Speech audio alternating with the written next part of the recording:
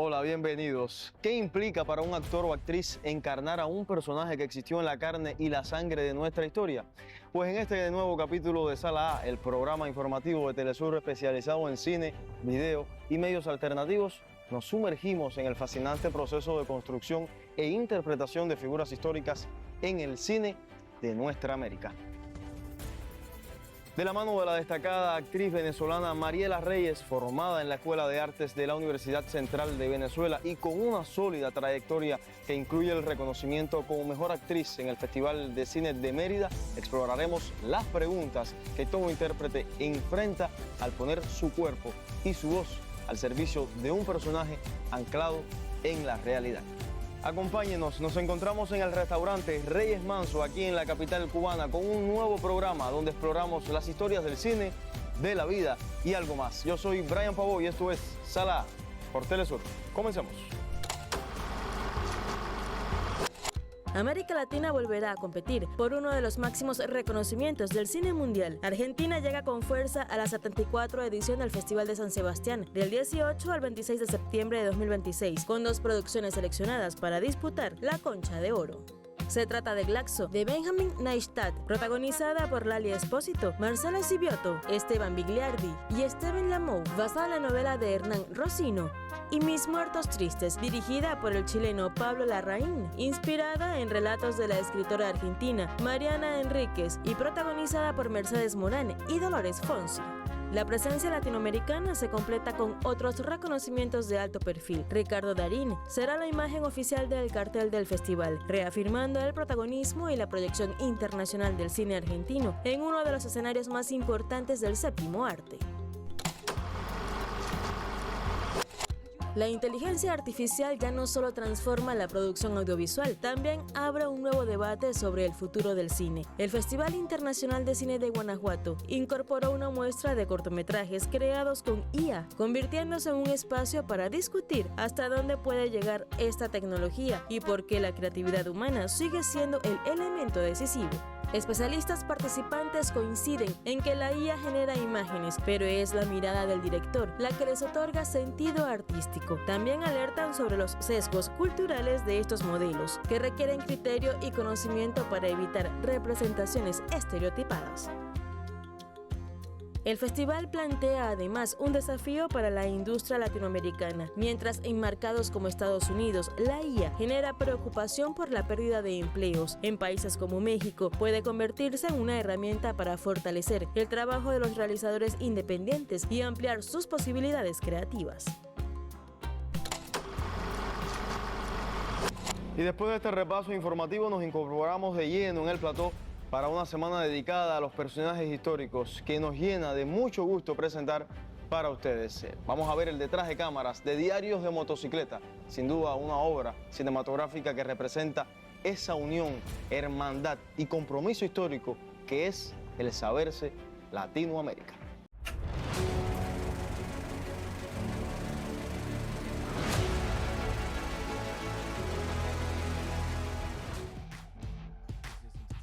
Diarios de Motocicletas, estrenada en 2004, es una road movie biográfica que, bajo la mirada del director brasileño Walter Salles, trasciende el género para construir un profundo retrato de formación personal e identidad latinoamericana. La cinta sigue el viaje de 1952, realizado en motocicleta La Poderosa, por Ernesto Guevara, interpretado magistralmente por Gael García Bernal, y Alberto Granado, encarnado por Rodrigo de la Serna. Un recorrido iniciático que transforma al joven estudiante de medicina en el Che, que la historia reconocería como el gran ícono de la lucha revolucionaria mundial. La producción, impulsada por el productor ejecutivo Robert Redford y con guión de José Rivera, implicó un exhaustivo trabajo de documentación. El equipo realizó 2 veces la ruta original, entrevistó a Granado y a la familia Guevara y consultó los diarios de ambos viajeros para equilibrar el retrato de los 2 personajes. Este rigor histórico se tradujo en un rodaje de 84 días en más de 30 escenarios reales a lo largo de Argentina, Chile, Perú, Colombia y Venezuela. Venezuela. La decisión de filmar en las locaciones auténticas junto con el uso de actores locales fue clave para otorgar autenticidad a la narrativa. La fotografía de Eric Goucher y la música de Gustavo Santaolalla envuelven la travesía, creando una atmósfera que subraya la inmensidad del continente y la intimidad del descubrimiento. El filme cosechó numerosos reconocimientos, incluyendo el Oscar a Mejor Canción Original por Al Otro Lado del Río, de Jorge Drexler, el BAFTA a Mejor Película de Habla No Inglesa y el Goya al Mejor Guión Adaptado, consolidando su lugar como una obra fundamental del cine latinoamericano. Y nos vamos ahora a nuestra primera pausa. Usted continúe con Telesur porque volvemos enseguida para sumergirnos en nuestra temática de hoy. Ya regresamos, continúe con nosotros.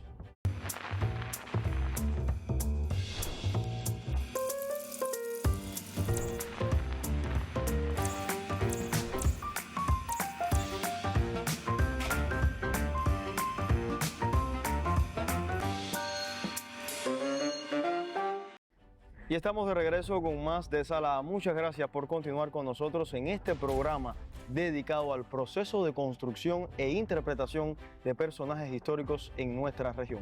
Haremos un breve repaso con el siguiente material por la historia detrás de ese complejo proceso de construcción e interpretación de procesos históricos en el cine latinoamericano y caribeño. Veamos más en el siguiente material antes de nuestra entrevista.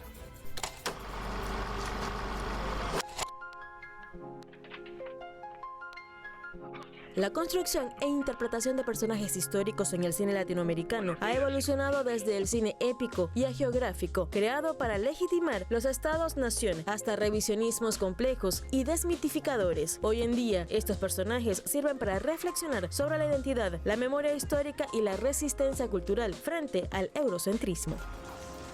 Epopeya en el cine del siglo XX. Las primeras producciones mostraban a próceres y libertadores como Simón Bolívar, Pancho Villa o San Martín como figuras intocables y monopolíticas. Su función era pedagógica, buscando fomentar el patriotismo y la unidad nacional.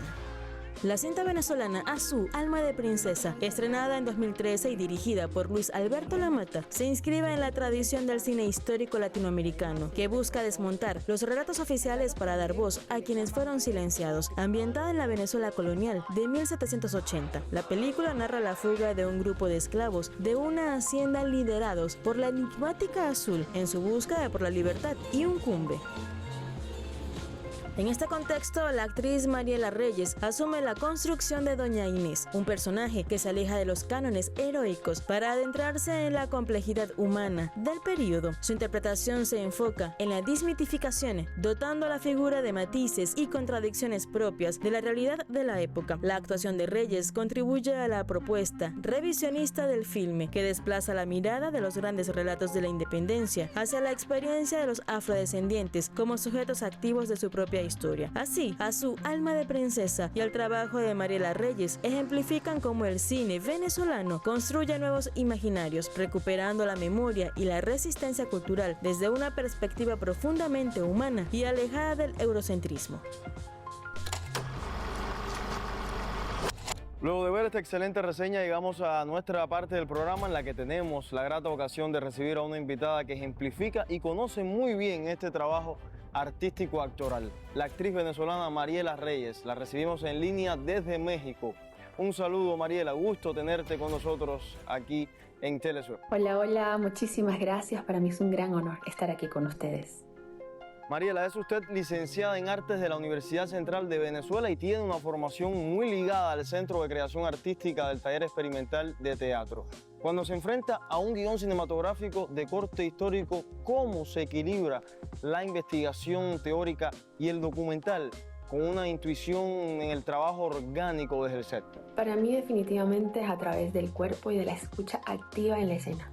Por supuesto hay un trabajo previo que se va haciendo por capas, donde se hace una investigación teórica, histórica, se crea la psicología del personaje, el cuerpo del personaje, y vas con todo eso de alguna manera trabajado pero realmente eso se integra en el momento que llegas al set, que te encuentras y te relacionas con el otro, te relacionas con el espacio, con los elementos, y entonces allí es cuando realmente nace el personaje. Entonces sí, esa organicidad del personaje te lo da estar allí presente con una escucha activa, con una presencia plena de lo que está pasando dentro de ti, con el otro y con todo el entorno. En Azú, bajo la dirección de Luis Alberto Lamata, interpretó a Doña Inés, un personaje inmerso en la época de altísima complejidad social y humana. Estamos hablando de la época colonial y la esclavitud. ¿Cuál es el mayor reto actoral al construir un personaje histórico para evitar caer en el estereotipo o la monumentalización y lograr que el espectador conecte con su humanidad real? ¿Cuál es ese reto? Es descolonizar el pensamiento y en este caso también despatriarcalizarlo. Yo creo que realmente esto pasa con la construcción de cualquier personaje cuando nos alejamos de una construcción lineal y un análisis lineal de la historia. Podemos encontrar una complejidad y una profundidad que nos permite humanizarlo. En este caso, para mí fue fundamental entender la manera de relacionarse, cuáles eran sus dolores, cuáles eran sus miedos, cuáles eran sus sueños también, sus angustias, también sus ilusiones, y entender cómo se vinculaba con el esposo, con la nodriza, con los esclavos, con el entorno, con el ambiente, que había perdido, que añoraba. Entonces, entender todo ese imaginario me permitió humanizarla, y en particular me funcionó mucho hacer un puente con la mujer de hoy. El cine histórico exige una corporalidad, unos modales y una contención muy distintas a las contemporáneas, tomando en cuenta su experiencia con directores de vanguardia, también su formación corporal. ¿Cómo trabajar el lenguaje no verbal y el ritmo interno de un personaje del siglo XIX frente a la cámara?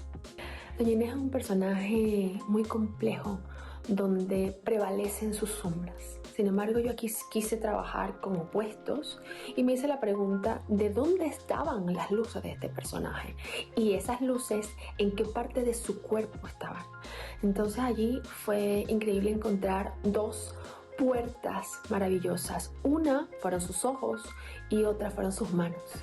Sus ojos porque a través de su mirada ella podía decir todo lo que con su boca, ni con su cuerpo, ni con su hacer ella podía decir. Y sus manos, porque era la única forma de ella expresar un poquito de quién era. Entonces dije, bueno, ¿qué puede hacer ella con sus manos? Y obviamente en la época una de las usanzas era que la mujer bordaba. Entonces aprendí a bordar y bordando fui poco a poco tratando de encontrar cuál era el tempo del personaje, qué pasaba en esas horas de bordado por su mente. Me di cuenta que era una mujer con un imaginario muy profundo y con unas pasiones muy profundas completamente reprimidas, y que era a través de su hacer con las manos que ella se encontraba con todo ese mundo interior. Entonces fue a partir de allí que pude encontrar estas respuestas. El rodaje de Azú implicó locaciones de época y un equipo de diseño muy inmersivo. Para un actor, ¿cuánto facilita o transforma la interpretación el encontrarse con un vestuario, un arte y una atmósfera tan cuidados como los que se manejan en este tipo de producciones de la Villa del Cine? La producción y la dirección de arte en Azú fue realmente extraordinaria, no solamente por la belleza de los acabados, sino por la investigación histórica que hubo detrás de cada elemento en escena. En mi caso en particular, a mí me ayudó muchísimo no solamente el set y los elementos, sino el vestuario. Estamos hablando de que el rodaje se hizo a 40 grados en Barlovento, en un lugar realmente caluroso, y yo tenía que usar varias capas de vestidos con telas muy gruesas, donde además fue tan cuidado el estudio del vestuario que en la época, además de usar los corsés y estar muy apretada, las mangas se hacían de manera que la mujer no pudiera subir los codos a más de una altura, ni pudiera subir las manos completamente, lo que implicaba que yo me volvía de esa manera completamente inútil y dependiente de alguien más. Incluso con una gotita de sudor que corría por aquí, yo no tenía la capacidad de alcanzar a secarme el cuello. Imagínense estar vestida desde las 10 de la mañana, salíamos a las 5 de la mañana del hotel, a las 10 de la mañana pues estar ya lista, y de pronto que te tocara tu escena a las 5, 6, 7 de la tarde de la noche, después de haber estado todo el día realmente siendo dependiente de que alguien más te ayudara. eso que pasaba conmigo como actriz pasaba en la vida real con doña Inés. Era completamente dependiente de su nodriza. Estaba realmente esclavizada, no solamente culturalmente, religiosamente, sino también dentro de su propio cuerpo. No se podía mover. Y por supuesto, todo esto era algo que ya yo podía usar como elementos para mi personaje, que era tal cual como lo planteaba Luis Alberto, una esclava más dentro de esta historia. Mariela, después de tantos años dedicado a explorar vidas ajenas a través de la actuación y la creación artística, ¿qué parte de usted descubrió en doña Inés y qué le gustaría que el público se lleve de su personaje y de su trabajo, más allá del personaje, como una reflexión sobre nuestra propia humanidad? Descubrí la necesidad de encontrar la libertad como un derecho irrenunciable. Doña Inés logra por un instante pequeñito gritar desde lo más profundo de su ser todos sus dolores, gritar toda la injusticia, gritar todo lo que ella era, necesitaba, todo lo que ella sentía por dentro, y logra expresarlo por encima de la religión, de las creencias, del deber ser, de la política, de la economía, de todo el entorno que la aplastaba. Me lo quedo para mí como un legado, como el mayor aprendizaje de vida, pero también como el legado que deja este personaje que, aunque sea por un instante, logró ser libre. Mariela, y a nuestros televidentes, es momento de hacer otra breve pausa acá en Sala A, en nuestro programa Telesur, dedicado a la construcción e interpretación de personajes históricos en el cine.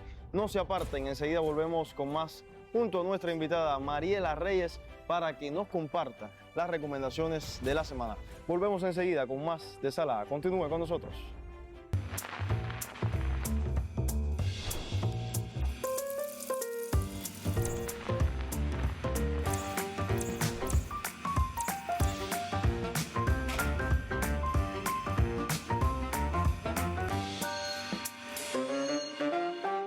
Seguimos en compañía de la actriz venezolana Mariela Reyes y es momento de escuchar sus recomendaciones.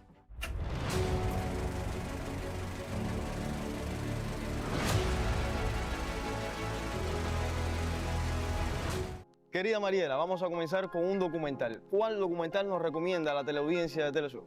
Me gustaría recomendarles Fue Golpe, de María Fernanda Rada Prado. Es una película boliviana que habla justamente del golpe de Estado de Evo Morales en el año 2019. Me parece muy importante mirar en un hecho histórico reciente cómo está avanzando el fascismo en toda América Latina y cómo se están manipulando las elecciones, cómo se está manipulando la voz del pueblo para lograr el poder.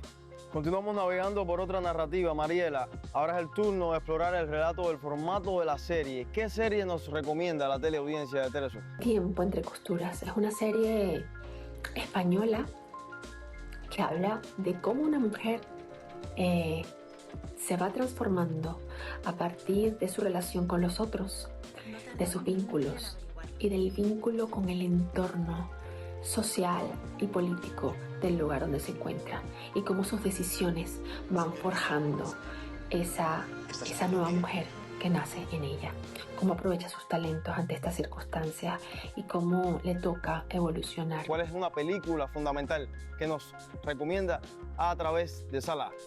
Pollo con ciruelas, de Marian Satrapi, que murió este año y que nos entrega una película creada desde el universo femenino, profundamente poética, tanto en lo visual como en lo musical, como en la construcción de cada uno de los personajes, desde esa sinuosidad, desde esa circularidad con la que construye la historia. Me parece esencial poder mirar otras maneras de hacer y siento que es un gran aporte para el cine, salirnos de esa estructura masculina y entrar en ese universo femenino y ver qué ocurre cuando creamos de manera diferente. Muchas gracias, Mariela, por esas recomendaciones. Y de esta pieza maestra de la cinematografía vamos a explorar tanto su composición musical como su construcción sonora. Veamos el material que les tenemos preparado desde Sala A.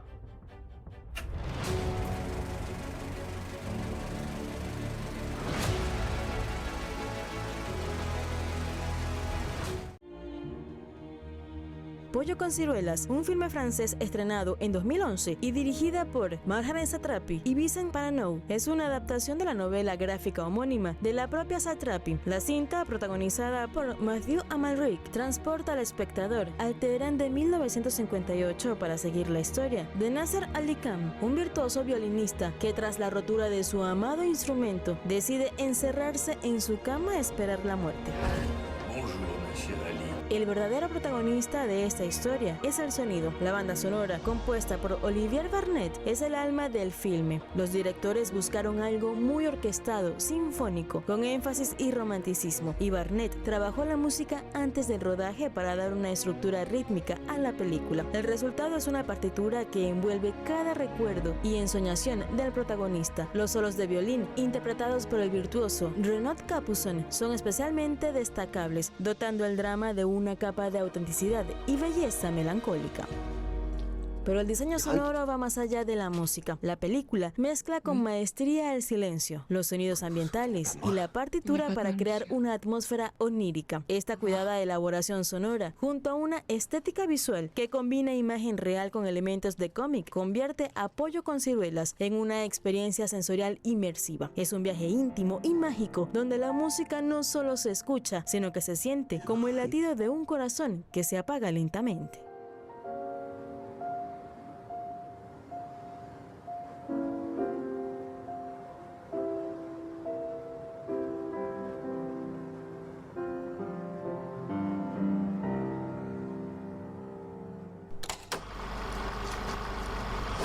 Muchas gracias, Mariela, por haber estado con nosotros para la señal de Telesur.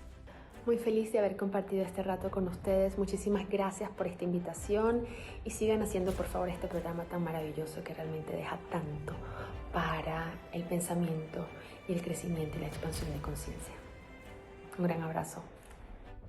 Y a nuestros espectadores, muchas gracias por sintonizarnos. Nosotros nos volveremos a ver la próxima semana a la misma hora con más historias del cine, de la vida y algo más. Hoy enviamos un saludo a Elianet Hernández desde Pinal del Río y a Isora Nieves, quien nos sigue desde Mayabeque. A todos, gracias por comentarnos. Síganos en las redes sociales, estamos en YouTube, en X e Instagram. Ahí podemos conversar sobre futuros invitados. Yo soy Brian Pavó y esto fue Sala por Telesur. Hasta la próxima.